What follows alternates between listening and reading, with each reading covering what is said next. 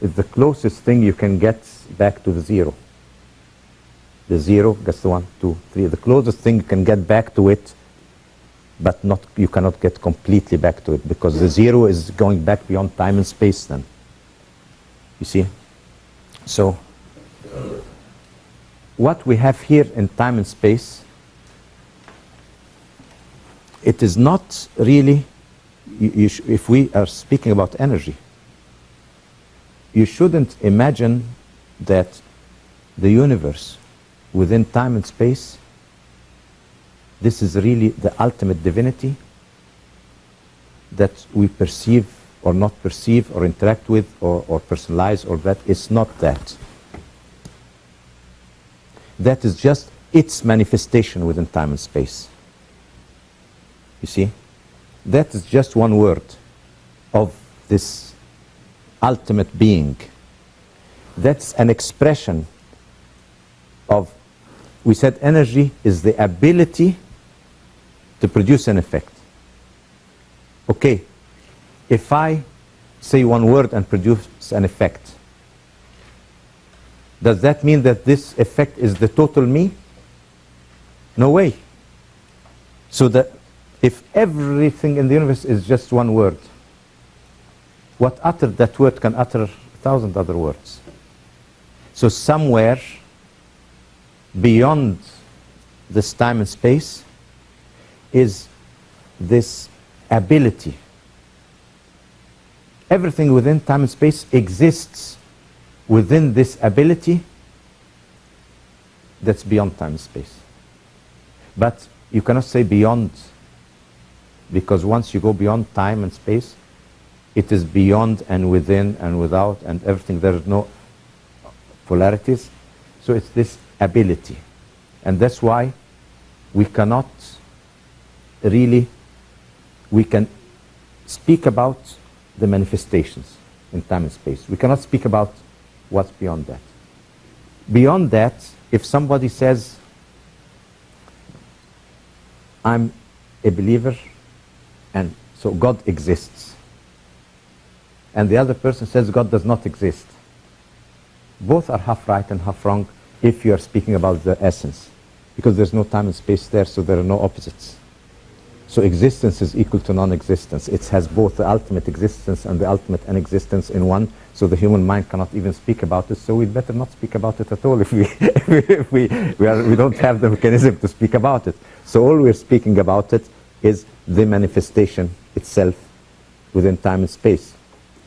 So some people like to refer about the original essence before the existence and say this is the ultimate void or ultimate non-existence. Another person will say this is the ultimate existence, because existence and non-existence apply to the patterns that emerge from that primordial state.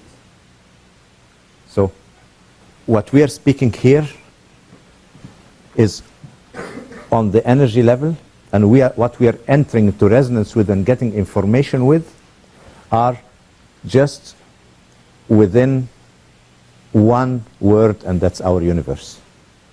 This is just one word. But the one who said it has millions of words. So this is where we are now.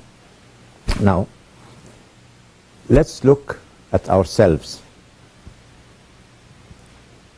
How do we interact with this? Now, we are an energy system.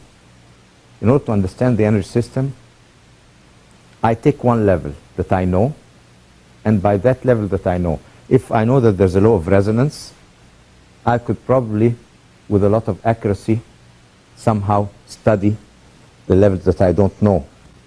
Like, remember what I said yesterday about the key? If you don't find it under the light, in the dark, you look at it under the light. So now, I take what I know. When it comes to food, am I an open energy system or a closed energy system?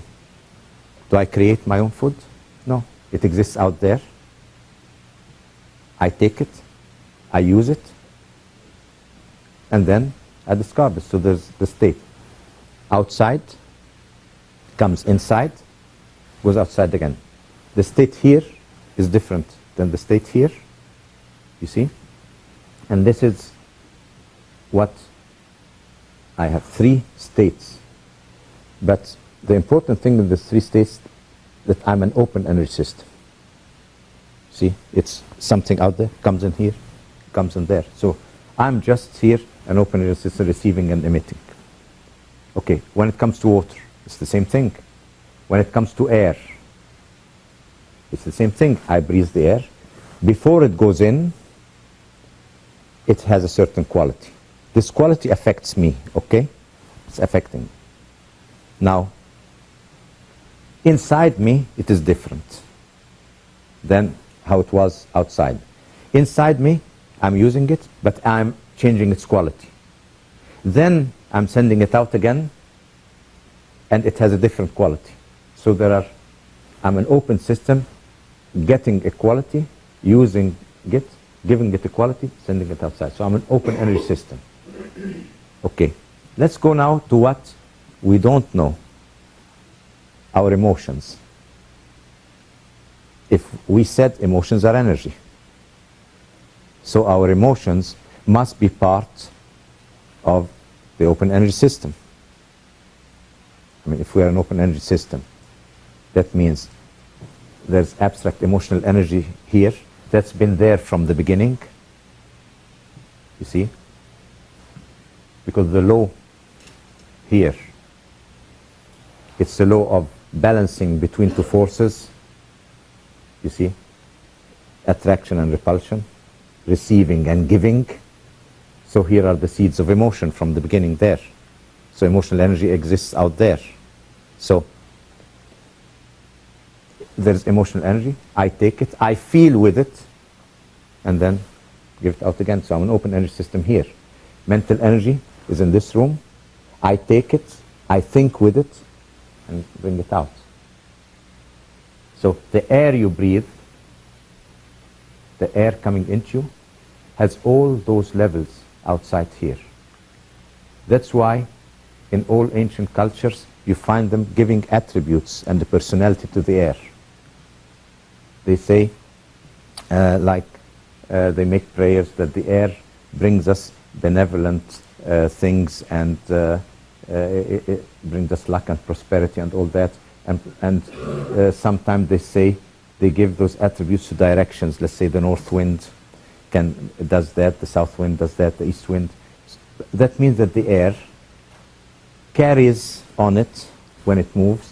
It is moving also all those energies with it. This is very important when we enter into further studies, because you must understand now how can you separate me or deal with me as a person without dealing with the environment around me if I'm an open energy system. And that's what I said yesterday. What you do to this room will affect the others when you go out, because the collective, this is what Jung called the collective unconscious level.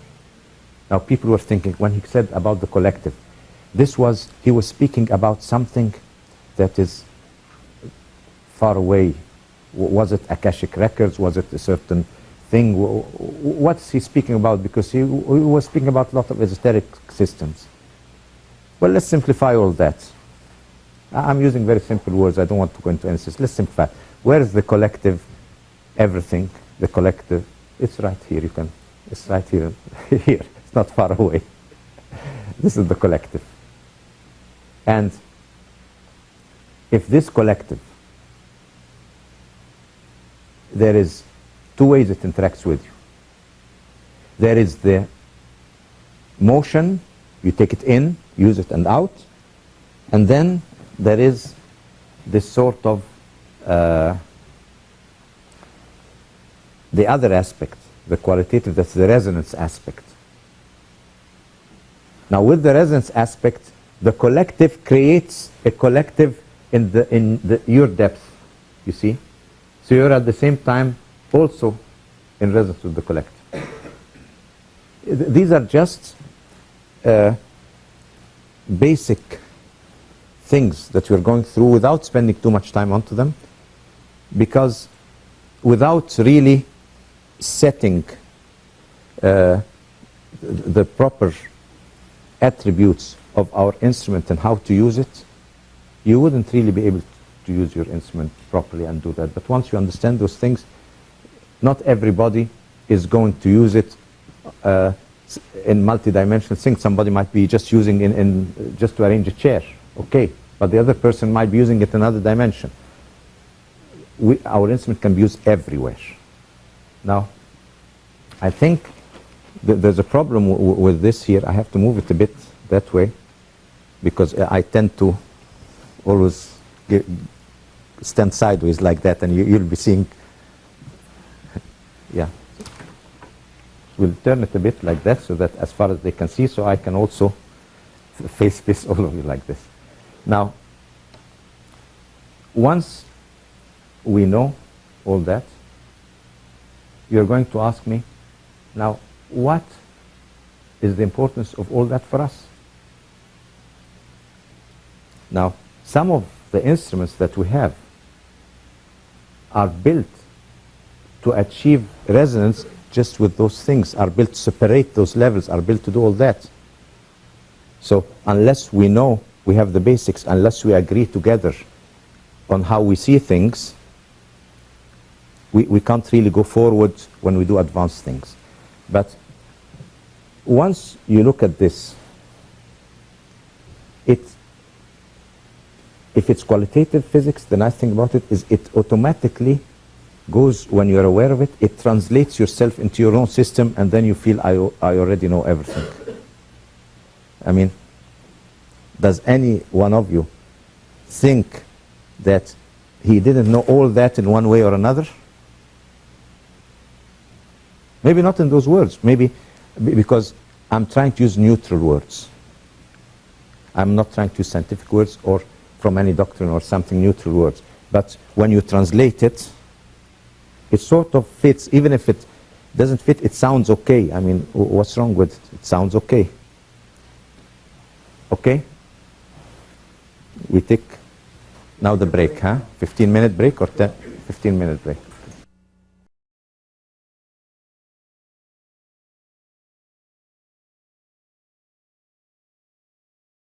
Now, let us go further into examining our instrument, because the better we examine it, the better we can use it. Now, I'm going to make like a scale here like this, and imagine that this is the totality here. This is the totality of the energy in the universe. See, the totality of this one universe, because that's what we're speaking about. That means from the smallest frequency to the largest frequency. Now, in this universe, we could have 10 different dimensions, 100 different dimensions. Now, if I was standing here and I could hear all the 100 different dimensions, how would we be able to communicate? We wouldn't be able to, it would be mixing up. Besides that, if I could see 100 different dimensions, how could I move? I wouldn't know if you were solid or from the other dimension. I'd get mixed up. See, if I was doing something and something is passing here and here, you'd get mixed up with so much information. So we have to be aware, we have to create an awareness, and the reason to create an awareness is to be most effective in the propagation of life in our dimension, this effectivity. So we should be aware, take certain ranges here that really are most effective for us, and concentrate on those, concentrate our awareness on those. Like I said, consciousness can cover the whole, but this is on the subconscious level. But now on the conscious level, we want to limit our perception, limit our awareness to what really matters to make us most efficient in interaction in the physical world. So I'm going to make a first level here and say this is a sense organ.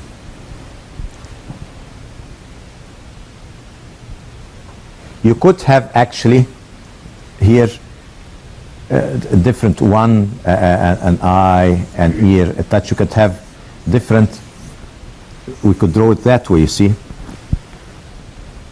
So you have sense organs here. Now every sense organ is designed in order to enter into resonance with one range and keep out all the rest. It's a physical design. So this is designed just for this range. This is designed, let's say, for another range here. This is designed for a small range here. This is a bigger range here, and so on. And we keep out all the rest. And this creates now, this is where we want to create an awareness only for those things that matter. But that means that our reality, the physical reality that we are dealing with, is only the sum of those and not the total, you see. So we call that perceived reality. So our reality is actually a perceived reality. It's not a total reality, because the total, you have everything and its opposite, everything and its opposite, you have nothing at the end. So this is our perceived reality. Now I'm interacting with the energies there. So when I'm interacting with the energies here, I'm doing that through a sense organ. Now the sense organ interacts with the range, and there is a nervous impulse here, and it is either, you know, like a computer, you either excite it more or calm it more, you increase it or decrease it. So every one of those sense organs is using the same tree of nerves, because it's one tree of nerves. You don't have a specific nerve for your sight and another nerve for your hearing. You don't have the one for your hearing where it can have sound flow through it and the other color. No, everything is being transformed into just an effect on the nervous system. So here we have the effect on the nervous system. In this tree, they're all the same. Now we come here. So here is the nervous effect, or effect on the nervous system. Here I have a scale to evaluate that effect. So the brain has its own scales of evaluation.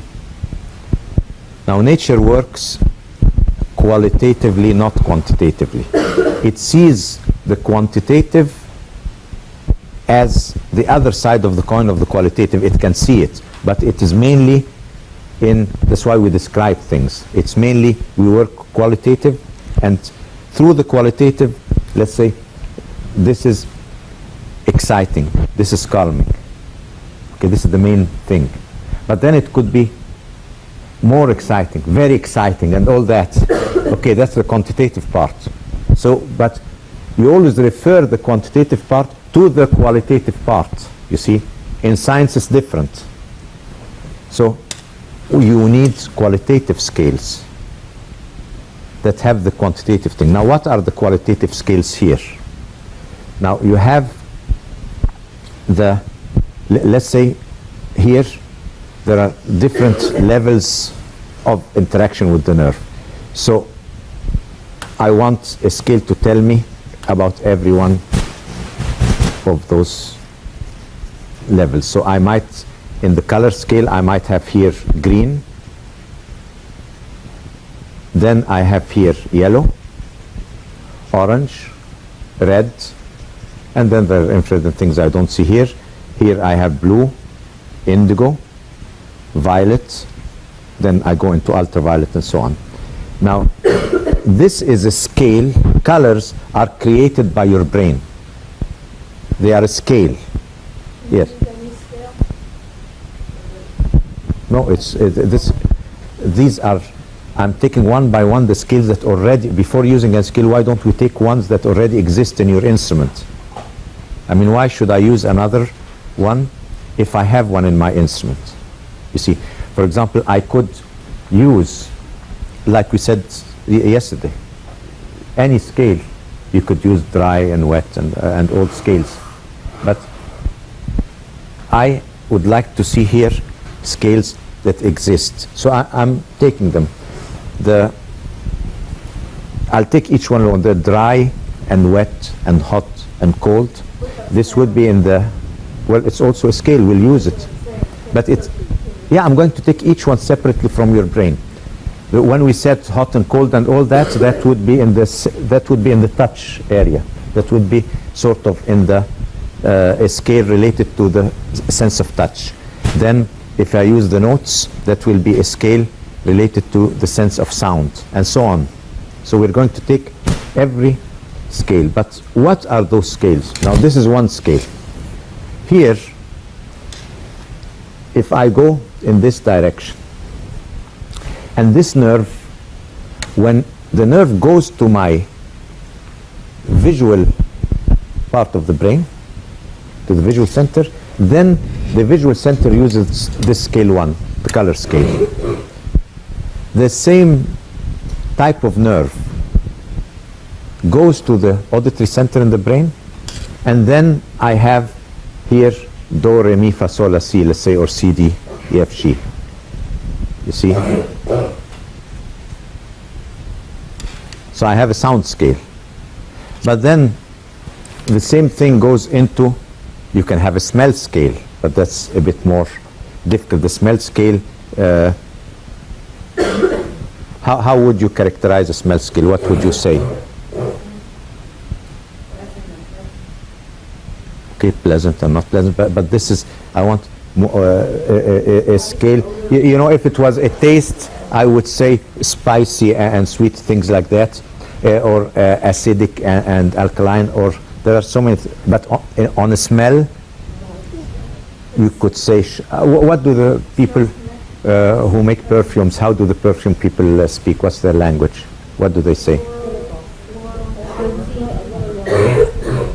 Yeah, but floral, fruit, and all that is very descriptive. But inside it, we could take something that's mild or sharp or something. We can find, but it would be, this is more difficult for us to use. The most obvious ones are color and sound. But then we have touch. You see, these are scale 1, scale 2, scale. Touch is very easy. You could have rough and smooth. And you can have hot and cold in touch. So in touch, actually, touch is, compared to the other senses, it's a sense that uses so many scales. Touch is a huge sense, because if you have a data bank, what is data bank? It's the information, the total information that forms your personality. So it's your data bank would be the major part of what you would call your soul, with everything in it. This is the thing. So from a child, as you grow up, which one of the senses play the most in putting data in there? First of all, because it's the widest spread. It's all over the body. You see, you can close your eyes, okay? You can close your ears, but touch is there. And then it's the most direct of the senses. I mean, look at all the pleasures in life when it comes to eating, when it comes to sex, when it comes to all that. Touch is the most, let's say, effective sense. I mean, what if you like somebody, keep looking at it, you definitely will not get as much pleasure by looking at somebody like by touching. I mean, touch is, it's very direct, and you can't close it. And the same thing, the opposite, not only with pleasures, but with pain. Touch is very direct, you see. So, and as it's found everywhere, that makes the skin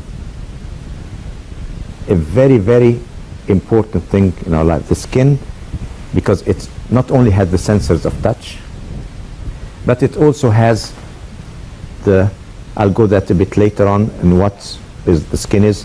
The skin is our information exchange layer. Whether I'm speaking about hot and cold, whether I'm speaking about acupuncture points, meridians, and all that, whether I'm speaking about vibrational protection, the fat layers, and all that. The skin is a fantastic information layer.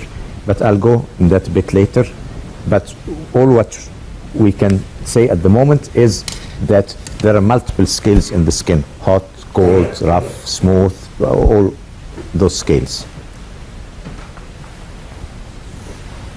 Now, there are instruments that use those scales. So that's why I'm saying them, because some people use them. Now, actually, what are all these scales doing? They're describing the same thing. They're just describing an energy quality. You see, because the nerve, the energy quality in the nerve is the same. Let's say, let's make, imagine we make a small experiment. You see, what we tried before with the nail on her head, you know, now we'll make something nicer. We will take the nerve going from her ear, and instead of going to the auditory center in the brain, I'll detach it from there and bring it into and attach it to the visual center. And I'll take the nerve from her eye, going to the visual, and attach it to the auditory now. Okay, it won't hurt, okay? Now, what happens? When she looks at you like that, everyone will be a different song, a different tune. Because the scale is different. So everyone's transformed into a different tune. And she will only be able to see you actually when you speak. Because your ear is going to the visual, see? So when they speak, you see them. If they don't, if they're silent, you hear them. See, it's because it's the same nerve tree. How would you like that operation? Yeah, interesting, huh? Okay. Now, this means that all those are interchangeable, okay? They're saying the same thing. And also, remember, from the prism, we can even have other things. We can even put the perception of shape itself can come as a scale, remember, because the refraction of colors is converted into angles, or angles into colors. So, because what happens is, how do I see a color? When the light ray takes this, goes through a prism, takes this angle, the effect of the angle on my energy system triggers this color. The effect on the other, so actually what you have out there is not colors, it's just energy. And it's the different refraction, change of angle in that energy that produces the colors. You see, so colors are produced by your brains. All those are scales produced by our brains. What we have here is the totality is an energy soup. Is it really produced by No, this is it. One of the all those things can be converted one to the other. But one of the conversions is shape. That we have a sort of our system can, because you see shapes. So we have to put shape in relationship, a shape scale in relationship to others. Now the shape scale here would be different. Let's say here it would be just different angles like that, you see, different angles like this, and this would be the shape scale, just different angles here. So you would have a relationship between shapes, sounds, colors, scents, and all those things here. But if all those things are translatable from one to, if they are all saying the same thing, that means they are translatable from one to the other. Okay? Is that clear? If they all say the same, if I have a scale of inches and the scale of centimeters, and I'm measuring things, I can translate, can't I? Convert this to that. Okay? Now, why? If all those things are convertible one to the other, why are the laws governing each range different? We tend to take just the first level of laws, the local ones, and perceive them, but the transcendental ones, we forget about them. So let's look at it that way. In sound, because I have more than one octave, I can notice resonance. But in color, because I only have one octave, I don't speak about resonance. But if I had a second color octave, I would notice, let's say if I had a full color octave, and let's say my color perception would go beyond the ultraviolet and beyond the infrared, and then start again another octave. And we could perceive actually two octaves. We would notice a relationship between them. So the nice thing about what we're going to do now is say very simple. If all those scales apply to the same thing, then we are going to apply all the laws of all the scales to each other, to all of them. Now this is a fantastic thing because it opens a completely new vision for us. Imagine you're going to apply the laws of resonance, you're going to apply them to color, to shape. Similar shapes can enter into resonance with each other. Let's say a healer now.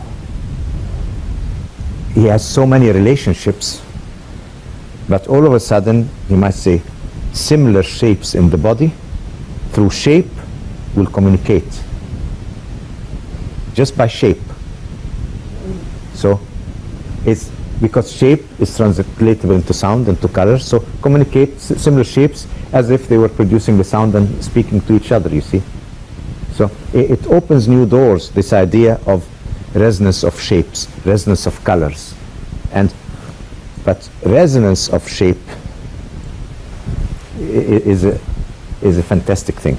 If I stand and make a circular, turn my hand, keep turning it like this, very soon I'll enter into a sort of a feeling of enchantment, like a trance or something, just by making a circular shape like that.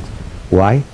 Because sooner or later I'll enter into resonance with the smallest atom, with the earth, with everything circular, everything turning, with the galaxies, and then I'll feel this enchantment just by making a circular shape like that, you see. So once you understand this, it becomes a fantastic thing, you see. And then I'm entering into resonance with every circular shape in the future and in the past, you know, just by doing that. So now we understand when you see in the Middle East the whirling dervishes, you know, when they keep turning and turning and turning, it's not just that they're getting into a trance because they're sort of losing consciousness by turning. No, it's also because they enter into resonance with something bigger and bigger and bigger. So the resonance of shape is very important for us. So now we can actually use our body to form different shapes, can't we? So imagine this fantastic tool, using my body to form different shapes. I could stand like this and do and achieve that effect, or do this and achieve that effect, or do that, achieve the effect, or do this.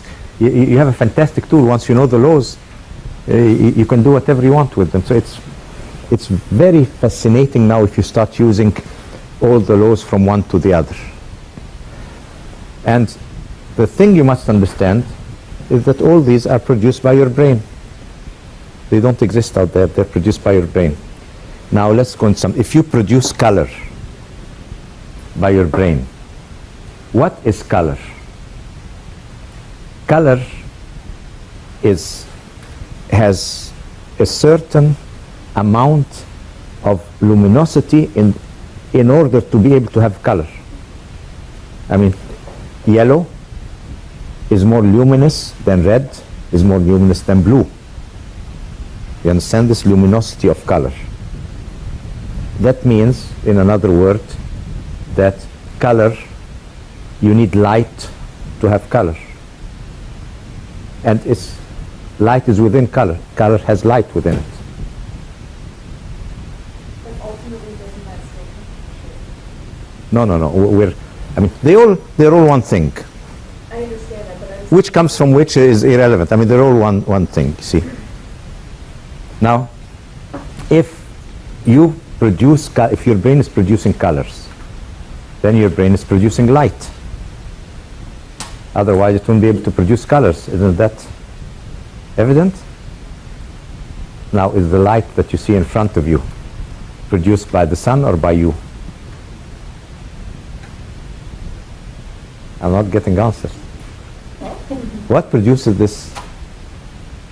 No, the sun is radiating energy. Yeah. Energy, your brain converts it into light. So you are producing the light. So if you want to see your inner light, it's in front of you. You see? It's right in front of you there. You are producing this perceived reality. It's produced in your brain. Is it also in the dark? I'll tell you something. When you close your eyes and you dream, or when you visualize, does the picture you visualize, whether you're awake or does it have colors and light and everything?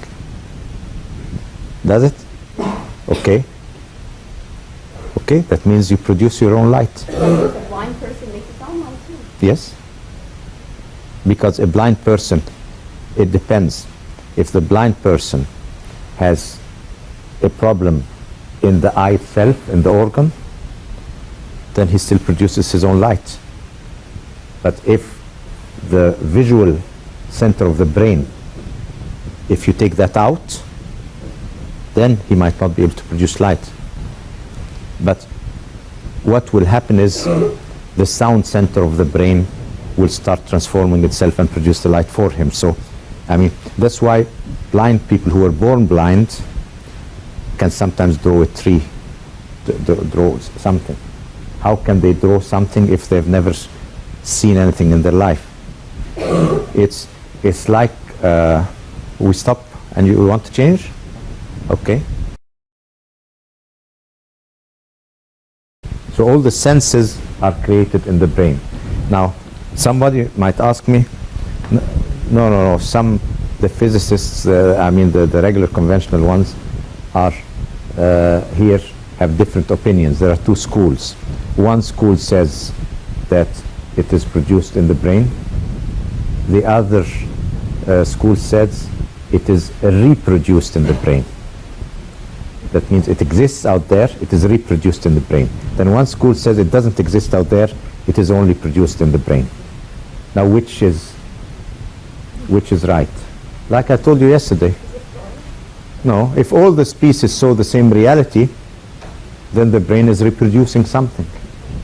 But if everybody has a different reality, then each one is producing his own reality.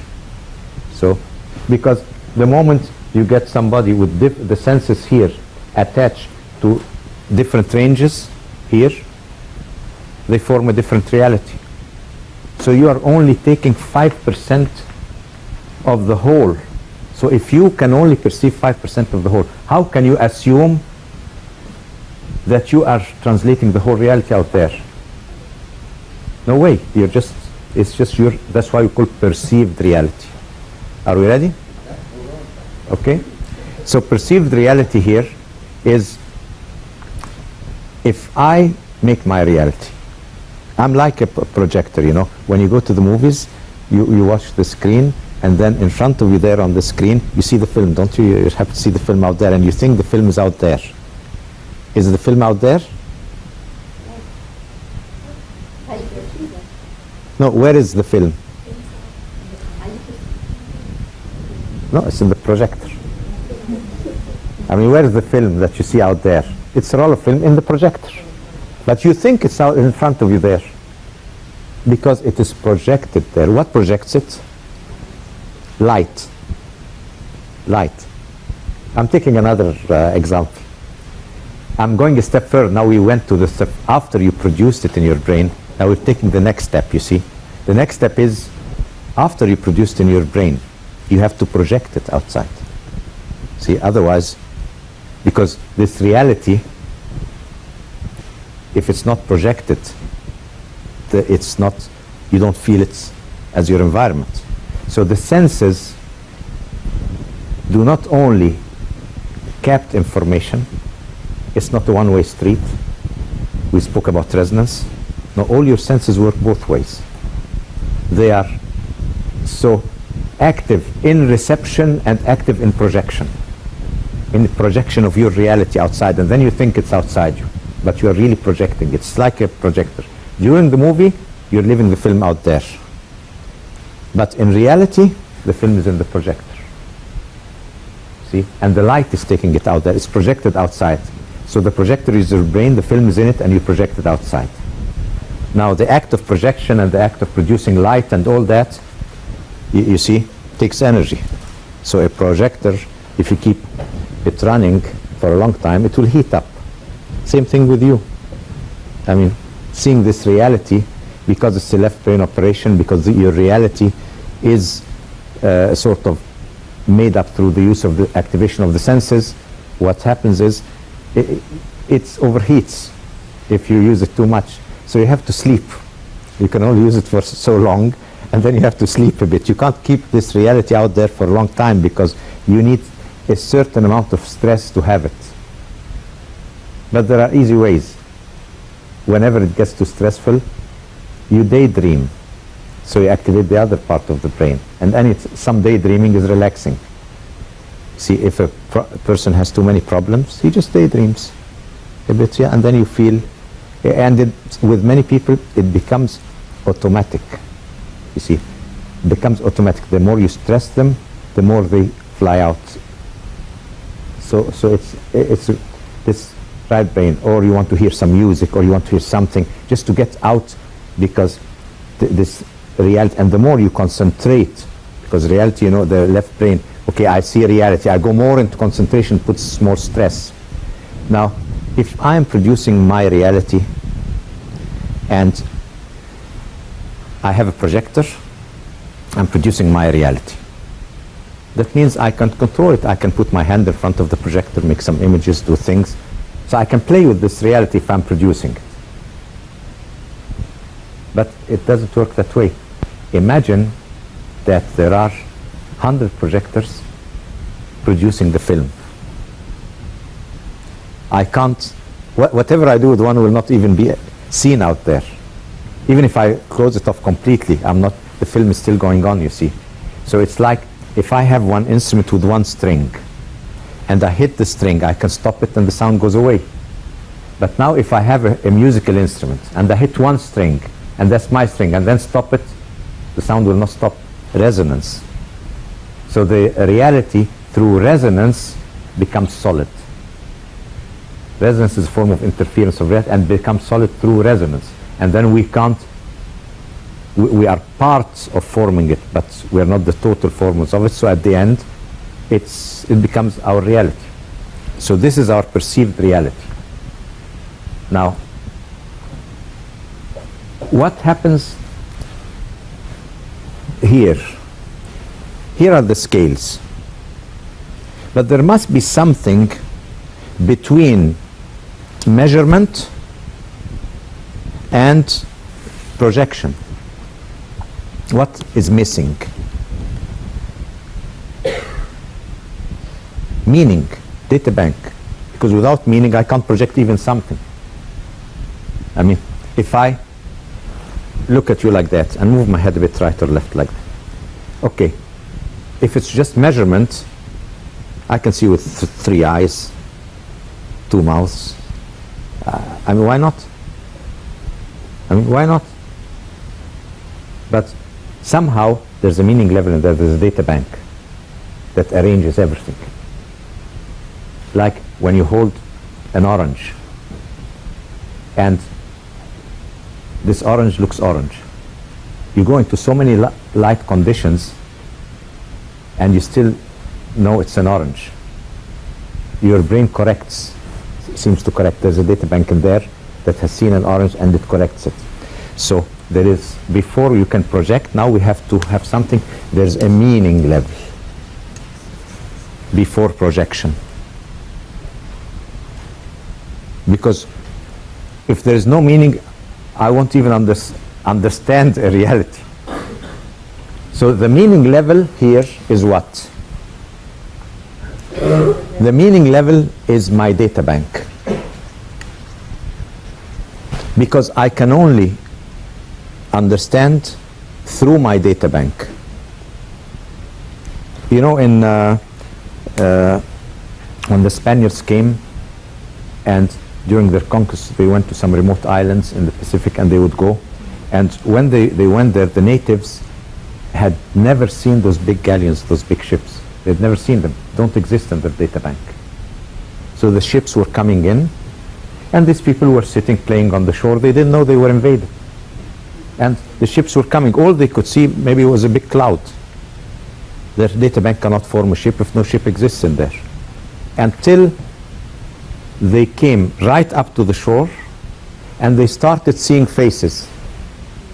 All of a sudden this picture starts forming itself. And they knew now that these people were coming in ships. And because you get part, then you reconstruct the rest. But you keep waiting till you get something with which you can associate, and then you start making up the rest. By the time they did that, it was too late. The Spaniards were right on top of them. So, and this usually happens when people who have never seen an airplane and an airplane passes by. I mean, they see a bird or something like this. So you cannot see what is not in your data bank. And that's the whole idea about interpretation of dreams. Because something out there, a dream is not in our reality. You can only see it through your own data bank. So if an angel comes in this room, we don't know. An angel is a law of nature. We don't know what an angel looks like. So every one of us is going to see the angel, to see an image in his mind that is different than the other according to what's in his data bank. If I've seen an angel like a person white with wings and all that, that's how I'm going to see it. I'll translate it by association to the nearest thing. If it's an angel that brings a lot of prosperity and a lot of nice things in this room, and I have no idea of an angel, I might see a vision of the nicest thing I've seen in my life. It could be a lake, a mountain, it could be things like that. And that's how I would see it, because this ultimate happiness that the angel is bringing will look inside my data bank to find what is ultimate happiness in my data bank projected. That's why those things have to be interpreted, and that's where the awareness differs. Consciousness goes in there and creates a different awareness for every species. But everything is aware. If, remember we said the first motion, the first impulse had awareness in it, so the atom is aware of its parts. So if everything is aware, so you shouldn't think that we are the only people who are this wood is aware, that's aware, everything is aware, the floor is aware, the glass is aware. But we should say everything is conscious, but the awareness takes it to its own field of awareness depending on what it is interacting with. Now,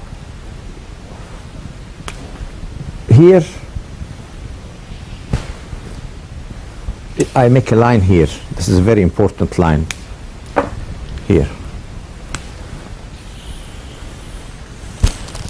Between the scales and the data bank. The scales are subjective. I mean objective. Nobody even commented here, huh?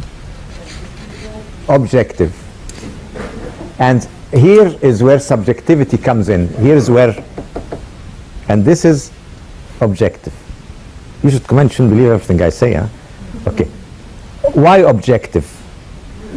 Why is this objective? Because we are all made again in the same factory. We all work the same way. Any change here is due, let's say, any differences could be only due to a malfunction here in the organ itself. You see? You could have a malfunction here. By the time you get there, and the scale will shift a bit. Let's say you can have a nervous disorder. So the information coming here will shift the scale a bit one way or the other. You could have a problem in the organ itself, whether your hearing is strong or not strong, or a shift in it, and the sound might be different. But in general, if you don't have a mechanical problem, then the scales are objective.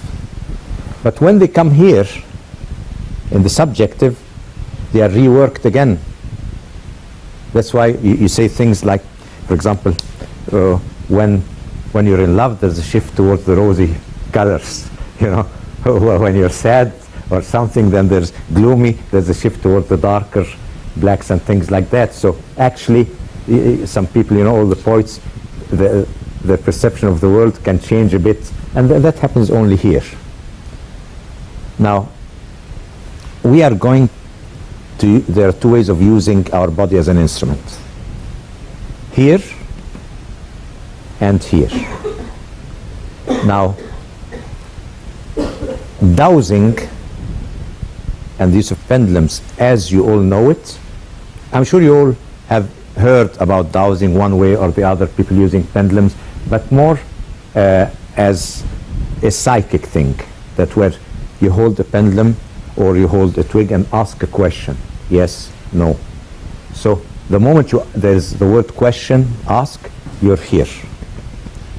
So dowsing basically is a psychic activity. Now psychic activity makes it subjective. Now we want to have what we call radiesthesia. Radiesthesia means, it's a word, it's a Latin word, radie means radiation. Sthesia is like sensitivity to radiation.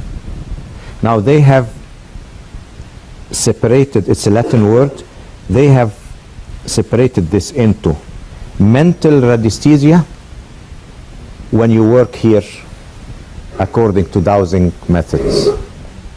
So dowsing is a part of mental radiesthesia. It's a very small part. Mental radiesthesia is much wider, because mental radiesthesia, we can use it in esoteric fields like charting the inner levels and all that of our being. So you have a mental radiesthesia, and they have used, for the use of strings and resonance and all that, here they use the word physical. Not in the sense of the physical level, but in the sense of physics. Because it's the first people who started developing a system in this range were French physicists in the 1930s, and they called it micro-vibrational physics. And then later on, since they were using pendular instruments and strings, they said, okay, how can we differentiate? Micro-vibrational physics is one thing, but it looks to us like radiesthesia. You're still using pendulums and things. So they said physical radiesthesia and mental radiesthesia. Physical radiesthesia is using your instrument in this area without letting it go in there. The moment you go in there, you lose the objectivity.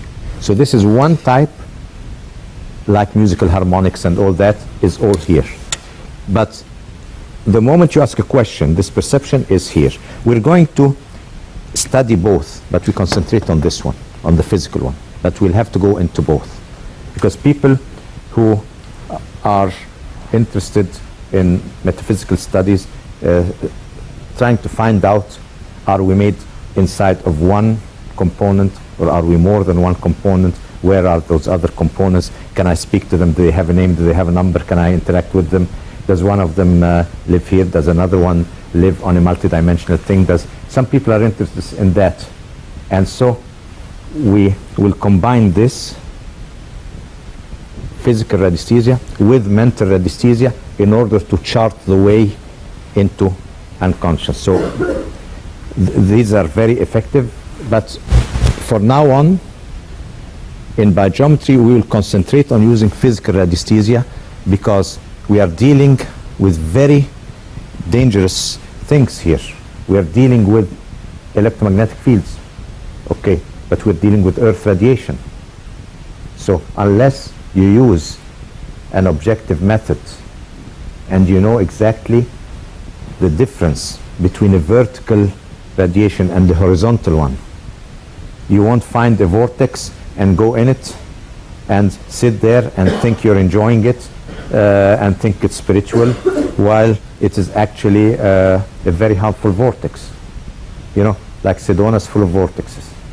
Now, there's a very strange thing. When it comes to such an interaction with this energy, you cannot depend on your feeling that I go in there and I feel relaxed.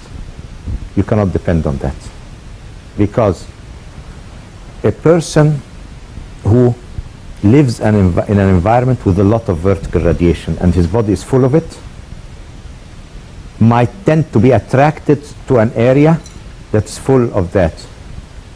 Ultimately, at the end, it's very harmful for him, but he will be attracted to that area, and then he will go and promote that area and say, this area is fantastic, it's a power spot, it's that and that and that. Somebody else will come in there and say, I'm not feeling okay. Okay, then, because you're not one of us, but we feel it, we enjoy it, and ultimately they get sick at the end.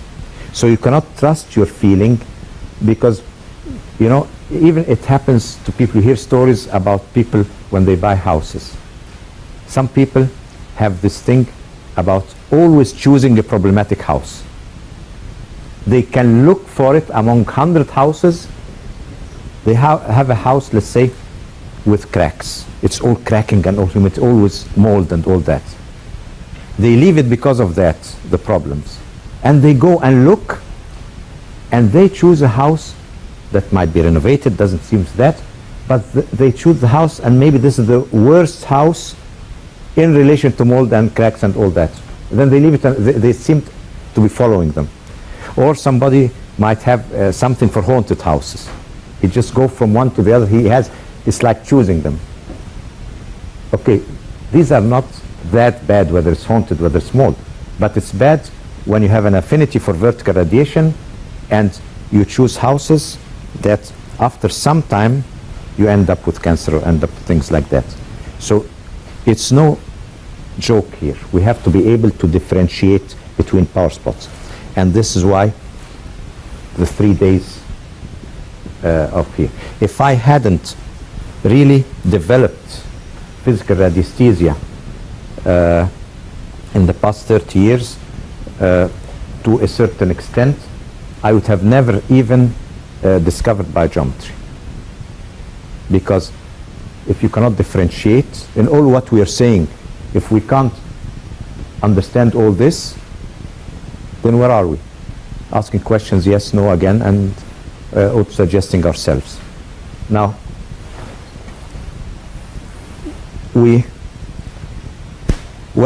when you say the light is coming, when I say it's coming from inside, outside, and all that, people who are doing metaphysical studies and all that can understand a bit something about this is our head, And somewhere in there you have the brain, and then you have here the pituitary, and somewhere here you have the pineal gland. And then your eyes are here, astonished or happy, I don't know how. Okay, and now they tell us that this pineal gland is formed like an eye, like an atrophied eye, that it was an eye sometime. Okay, and they have actually found some lizards where this area up there is nearly transparent. But if it was really an atrophied eye, then why hide it under the brain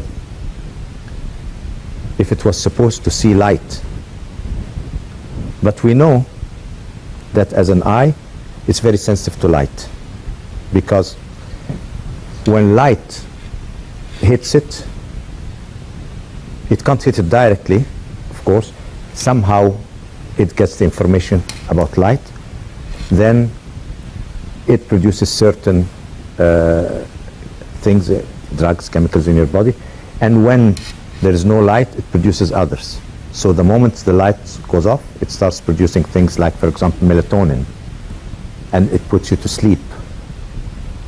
That's why if you feel in the evening, you feel, I'm not sleepy, okay, I'll sit on my emails. You sit on your emails and you don't sleep at all. Yes, because the light comes in, nothing, there's no melatonin that's produced. And melatonin, as you know, it's an antioxidant, it's a healthy thing for the body. And the reason is why sometimes we lack it in our body is because we have turned this artificial lighting everywhere. So if you find you can't sleep, read a book. You sleep, but don't sit in front of a TV or a screen or something that puts light in there, because you could actually sit on a computer and work till dawn and you won't feel sleepy. So, but if this was the main reason for this, then the logical place for it would be somewhere out there. If it's an organ that senses light, the logical place for it would be somewhere where it can get the light. Or why would we need it to begin with? Because the eyes can do it for us. I mean, the eyes can sense the light and send the information to the brain. Why have something that looks like an eye that gets information from outside, but at the same time is pointing downwards, under the brain? Now, it must be, when we speak of its relationship to light, now we are speaking about light being created in our system. We create our light. So it is sensitive, it could be sensitive to something there, but it is also related to some inner light. You know, this point in the ear, when you have your ear like that, in Chinese medicine, you imagine the ear like this to be like an inverted fetus, with the eyes here, the hands here, you see, and the legs here. It's like that. And the points here in treatment, they reflect every organ in your body. So your whole body is present in your ear like that. Now, in ancient times, there was nothing called jewelry. You wear jewelry here, you wear jewelry there. No. At the time when the door was open, you used things on your body for certain interactions with the forces of nature.